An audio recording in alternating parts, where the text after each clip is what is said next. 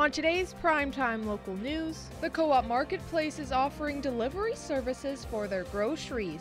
It's all about protecting and being part of the community builder.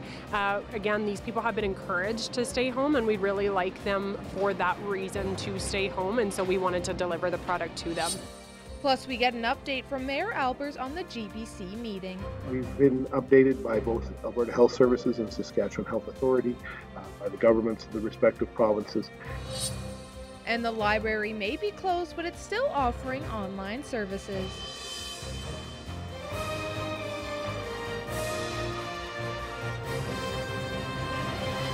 Prime time local news, serving the Lakeland and Midwest regions.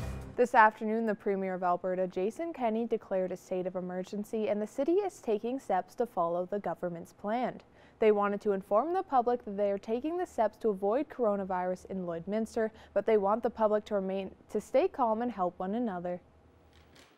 Our priority is the continuity of services for the residents of this city and the businesses. It's very important that we work together. I encourage people to make sure they reach out to their neighbors, family, friends, and ensure they're doing all right. Just check in on them, because I think the mental state and health of people are very, very important. If you are headed to the grocery store, we encourage people to take the time, check with your neighbors, see if there's any supplies they may need. With the state of emergency, there will be new rules enforced with the amount of people that can gather at a time, and that raises questions regarding how restaurants will operate. With the state of emergency at the provincial level, I understand that there will be restrictions put on by the province on restaurants and bars. I would advise, if you are planning on going out, to call the restaurant.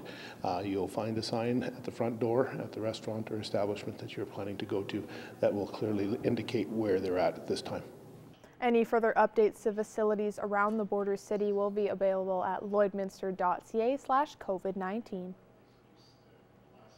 While the City of Lloydminster responds to the COVID-19 pandemic, they held GPC meetings yesterday. Our Jace Mackey had the chance to talk with Mayor Gerald Albers about the main topics of the meeting. And I'm joined by Mayor of Lloydminster, Gerald Albers. Thank you so much for joining me, Mr. Mayor. Thank you. Now, I understand yesterday was it's already been a busy week for you, and it's already only Tuesday with the GPC meeting. Can you just talk to me a little bit about how that went with the city yesterday? Went very well. We had a lot of information presented. I believe there was 15 items on the agenda, and we covered a broad perspective of things. City Council is going to continue to operate, even though we have a lot of serious items on the agenda, and also in the community as well as the country and the world. So it's business as usual at the city, as best as we can be, even though some of the facilities have been closed to the public. We still have City Hall open, and we're still going to be conducting business. And so for someone maybe in the public that doesn't know exactly what the GPC meeting is, can you just go into a little bit of details about what that means for the city to have these meetings? So the Governance and Priorities Committee meeting came forward after the governance review back in 2017, after our council was elected. It was an opportunity to provide information to the entire council as well as the community of information that will likely come forward to council in the form of the regular council meeting. It was an opportunity to provide basically information to the entire council throughout the meeting. So we all received the same information, have the opportunity to question the information and gather more information and determine if more information needs to be presented to council as a council before it comes back for a decision. It gives us a chance for the community and ourselves to hear the items that are of interest, where administration sees the items of concern for the city, and where we need to see information before making a decision that affects the entire community. And I know yesterday there was a public safety annual report that came forward. Can you just talk a little bit about maybe some highlights that you saw in that for yourself? Certainly the information that was presented by both the RCMP and by our protective services team through bylaw and things like that covered off a lot of different pieces. Certainly we know crime is an issue in the city. Those numbers were detailed. There has been a slight increase as we can expect in some of the different levels of activity as the RCMP reported it. Certainly they're challenged and they're working very hard at dealing with that. Some of the initiatives that they have underway are making headway, but as we can appreciate, the economy where it's been has not been easy, and and from the perspective that people are experiencing it. We did see some decreases on a few fronts, but overall that crime is not going away in our city.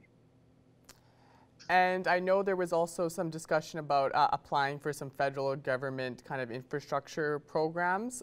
Can you just talk a little bit about that? So 2 applications were brought forward for discussion. They do require council's approval before they can be sent forward to the federal and provincial government. So Saskatchewan and the federal government currently have a program called ICIP. There's various intake streams. They have 5 different categories. One of the categories that was brought forward yesterday from the administration was around flood mitigation and risk, relieving some of those challenges. So we were asked to look at a proposal that is for request for up to $4.7 million project, which would be funded to about 73% if approved. So basically it's work the city is looking at doing. We've done some of the groundwork. We actually have it shovel ready. And we were moving forward on some of those items, but we are proposing, administration has asked us to propose and send that forward as a grant application for that funding. That would involve flood mitigation on the east side of the city from Lake J to Lake K, and the work that needs to be done there.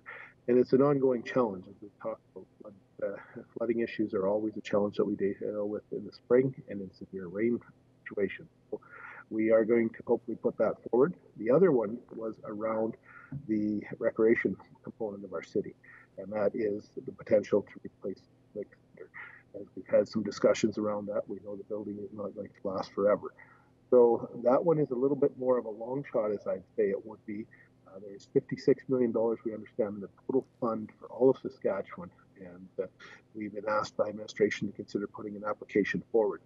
That one, I would see that, like I say, it is a bit of a long shot, but if we don't get into the queue from the perspective of letting the government know there is an issue and that we would be looking for federal and provincial funding to support our program, it would certainly be appreciated if it does come through. And as it was put by Councillor Corson very clearly, that $16 million is what we're asking for, would go a long way to help start that project. And then quickly, Mr. Mayor, before we go, I know you guys also received an update on the city's kind of response to COVID-19. I just want to hear kind of what the city is doing and maybe your message to the residents of Lloydminster. Well, we've been updated by both Alberta Health Services and Saskatchewan Health Authority, by the governments of the respective provinces.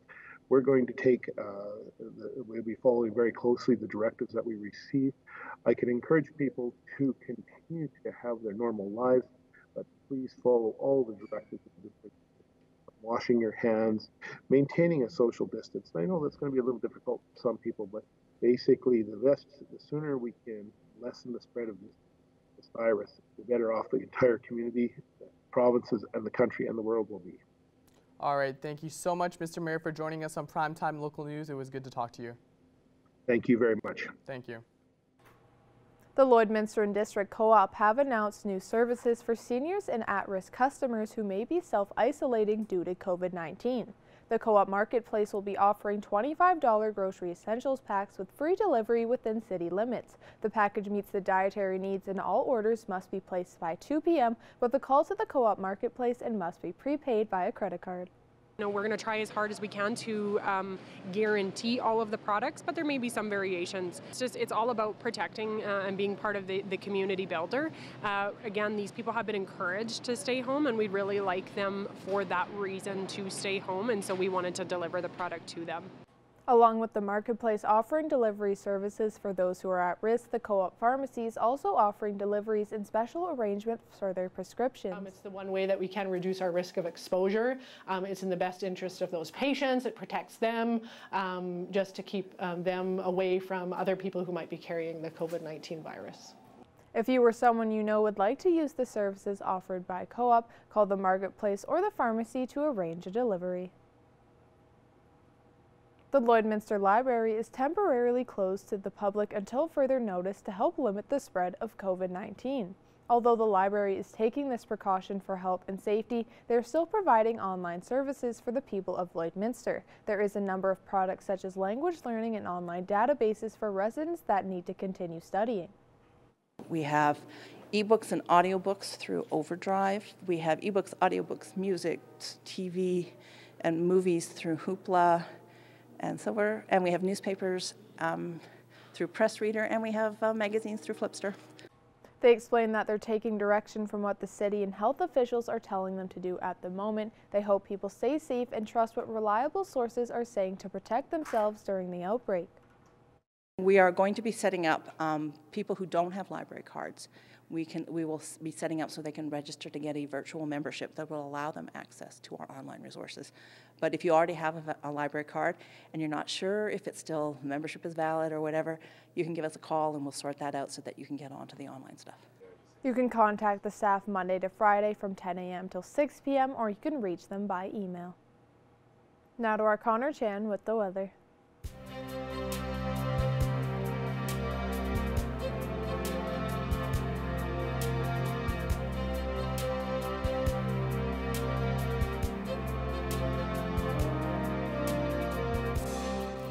Yeah, it was finally starting to kind of simmer down in terms of temperatures. We finally start to see some single-digit minus temperatures rather. A bit of cloud coverage with some sun out currently right now for us here in Lloydminster. Still with some winds though, northwest with 14 kilometers an hour, so that feels more like minus 13. As we take a look at some temperatures right now around our region, minus 7s across the board in Maidstone, Vegreville, and Vermilion, minus 9 in Green Lake and Meadow Lake as well, minus 14 out in Isle La Crosse, minus 8 for North Battleford. Down south in Provost and Macklin sitting at both minus 6 and minus 5. Out in Edmonton, minus 4, minus 5 for Bonnyville, and minus 6 out in Lac La Biche. As we take a look at the satellite radar map, mostly the cloud coverage is coming in from Edmonton, as we will see some cloud coverage. We do have a 60% chance of some flurries tonight and into tomorrow, but this weekend we should finally see a break from the snow that we, of course, have had over the last several weekends. But, of course, as we take a look at North Battleford for tomorrow, currently they are sitting at minus 8 degrees right now with that wind coming in from the northeast at 17 kilometers an hour with some overnight flurries at minus 20 degrees Celsius. We're heading into tomorrow. Fairly cold morning with minus 9 with some winds there coming in just under 10 kilometers an hour. Looking at Cold Lake right now, mostly sunshine and a few clouds sitting at minus 7 degrees. Clear skies overnight at minus 17, and tomorrow minus 6 with a mix of some sun and clouds. And for us here in, as we take a look at the 3-day forecast rather, minus 8 for us tomorrow with mostly cloud coverage and some sun there with that wind chill. It'll feel more like minus 22, so the wind will continue to pick up there. Minus 8 on Thursday with clear skies with that wind chill. It'll still feel a little bit more like minus 24, the high of minus 8 and a low of minus 19. Friday will start to get a little bit warmer with minus 6 as the daytime high and minus 17 for our low there. Of course, we do have a 25% chance of some snow as well, as long as it could be either that 60 or 25% chance there. And as we take a look for us here in Lloydminster currently overnight into tomorrow, we could see those flurries overnight, and then tomorrow we will see that cloud coverage with minus 8 as the daytime high. That we'll have more primetime local news coming up after the break.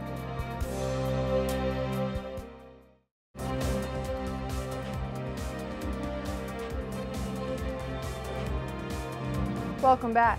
The COVID-19 outbreak is expected to complicate spring seeding. Jim Wickett, chairman of the Western Canadian Wheat Growers, says farmers are unsure what will happen when it's time to plant. He says producers will get through it, but it won't be a normal spring. One concern is labor, especially for farms that rely on out-of-country workers. He says the pandemic could result in staff shortages. COVID-19 is also an added complication for farmers who still have crop on the field. Saskatchewan already has 2 million acres of unharvested area from last year. And the Canadian Agri-Food Trade Alliance is applauding the ratification of the Canada-United States-Mexico Agreement. The United States and Mexico are the first and fourth largest export markets for Canadian food and agricultural products, making up over half of the total Canadian food and agricultural exports last year. CAFTA says at a time of great uncertainty for Canadians, ratifying the CUSMA quickly provides assurances to Canadian agri-food exporters. It says the deal will help safeguard food manufacturing supply chains that have been developed over the past generation. CAFTA says it will ensure trade in North America will remain predictable, stable, and highly integrated. Now here are your egg prices for today.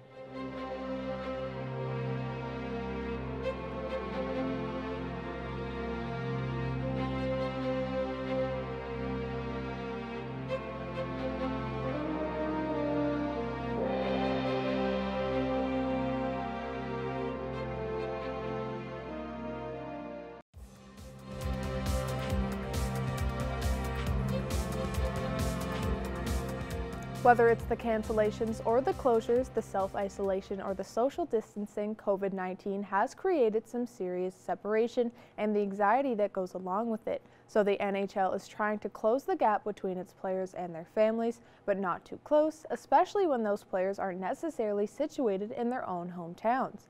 Which is why the league is now allowing players to leave their hockey homes for their actual homes should they want to, and that includes destinations outside of North America. Up until now, players have been asked to self-isolate in their NHL cities or homes, but the league is still advising the players to remain in quarantine until at least March 27th. This decision is in response to a recent recommendation by the Centers for Disease Control and Prevention. The CDC has endorsed the cancellation of events with 50 or more people for at least 8 weeks. The NHL's objective now is to open training camps at the end of April, with possible play May 11th. The Euro 2020 soccer tournament has been postponed till next year due to the COVID-19 pandemic. The tournament was set to run for a month starting June 11th, with games scheduled across 12 European countries. The UEFA's president said that moving the tournament will have a huge cost, but he said he couldn't imagine playing matches in empty stadiums. This postponement will give European leagues more time to complete their current seasons. The 2016 tournament had nearly 300 million viewers and made the UEFA close to $1 billion in profit. And now to our Connor Chan with the weather.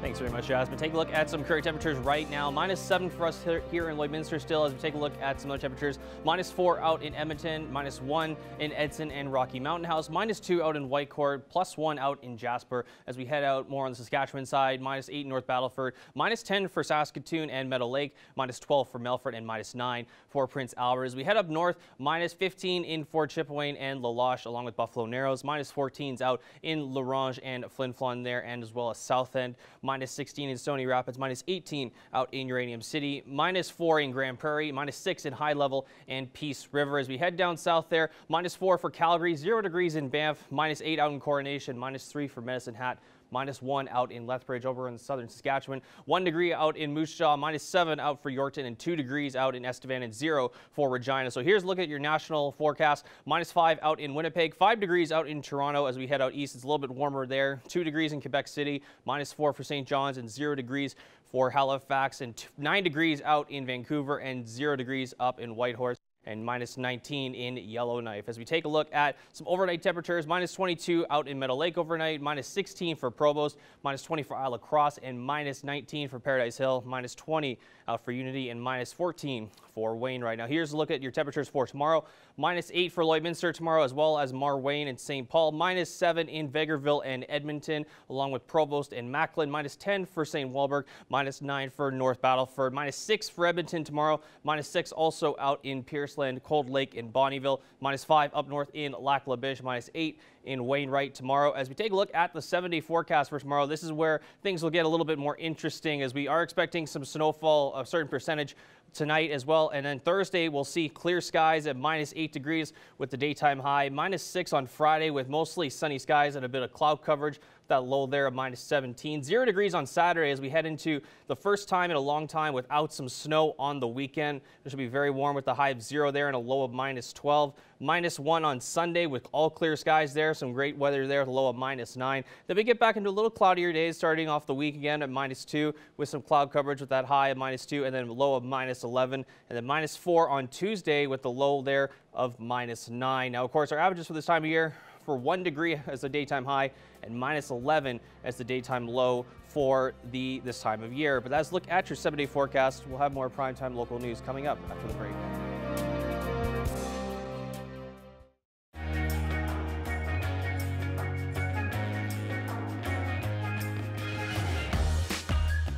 Our question of the day today has to do with yesterday. Prime Minister Justin Trudeau announced that only 4 airports in Canada will be allowing international flights, and that can really affect trip goers. And I know for both of us, our families had recently booked trips or came home from trips, so this would have affected them a lot. Yeah, my parents were scheduled to go to Amsterdam from Edmonton International Airport and then go on the European River Cruise, but of course they got canceled there, unfortunately, so they had to cancel that trip, as well as my sister who got back from Florida. She actually traveled through Vancouver International Airport on March 9th from Vancouver to Kelowna, and then they reported a case of COVID on March 10th, so my sister was very fortunate enough to avoid that. I know your mom as well had to make other plans for your trip. She was planning to go to Las Vegas, and you know, she wasn't sure. She was going to wait it out and see if maybe her trip wouldn't have been canceled, but then she got the email yesterday. Her hotel, you know, they canceled the reservation and they canceled the flight. She was going to fly out of Edmonton. So for people who maybe had booked their trips a few months ago, this could be disappointing for them, because yes, they want to watch out for, and they don't want to catch the coronavirus, but could be disappointing for them. They may lose their money. Well, there are a lot of people that I know that are still like abroad. There's one person I know that is in Mexico right now, so a lot of it is, you know, when they come back, they have to follow the same protocols as everybody else. And I mean, it is unfortunate for those that did book tickets. I know my parents had this trip planned for years, so it's unfortunate for many of those who have had to cancel their trips, but I mean, it's better to be safe than sorry in the end. Yeah, exactly. That's the main thing. You don't want to risk anything if you don't have to. Yeah, absolutely.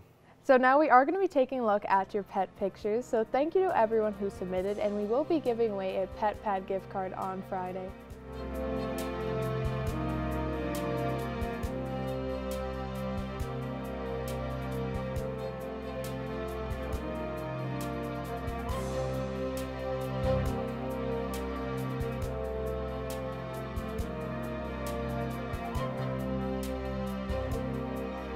We want to see your pet. Send photos of your pet and their name to our Facebook, Twitter, or Instagram to have them featured on Pet of the Day. Your name will be entered into a weekly draw for a gift certificate from the Pet Pad.